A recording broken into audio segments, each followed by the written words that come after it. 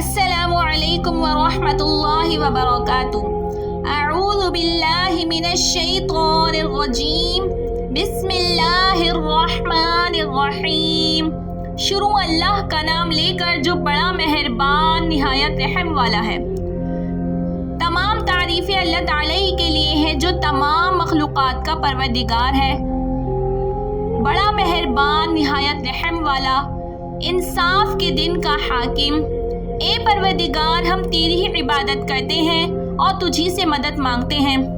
ہم کو سیدھے راستے پر چلا، ایسے لوگوں کے راستے پر جن پر تو نے انعام فرمایا، نہ ان کے جن پر تو غصہ ہوا اور نہ گمراہوں کے۔ سورہ فاتحہ قرآن مجید کی سب سے پہلی سورت ہے جس کی احادیث میں بڑی فضیلت آئی ہے۔ اس کا اہم نام صلاح بھی ہے، جیسا کہ ایک حدیث میں ہے کہ اللہ تعالیٰ نے فرمایا، میں نے نماز کو اپنے اور اپنے بندے کے درمیان تقسیم کر دیا ہے۔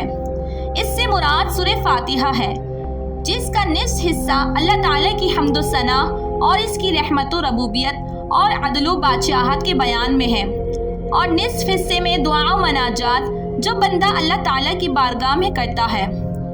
اس حدیث میں سورہ فاتحہ کو نماز سے تعبیر کیا گیا ہے، جس سے یہ صاف معلوم ہوتا ہے کہ نماز میں اس کا پڑھنا بہت ضروری ہے۔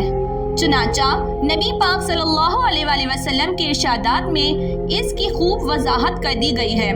فرمایا، اس شخص کی نماز نہیں جس نے سورہ فاتحہ نہیں پڑھی، منفرد ہو یا امام کے پیچھے مقتدی، سری نماز ہو یا جہری، فرض نماز ہو یا نفل، ہر نمازی کے لیے ضروری ہے کہ سورہ فاتحہ ضرور پڑھے۔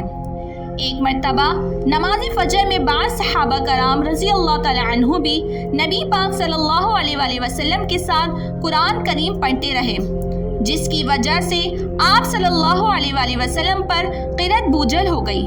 نماز ختم ہونے کے بعد جب نبی پاک صلی اللہ علیہ وآلہ وسلم نے پوچھا کہ تم بھی ساتھ پڑھتے رہے ہو، انہوں نے اسبات میں جواب دیا، تو آپ صلی اللہ علیہ وآلہ وسلم نے فرمایا، تم ایسا مت کیا کرو، البتہ سورہ فاتحہ ضرور پڑھا کرو، کیونکہ اس کے پڑھے بغیر نماز نہیں ہوتی۔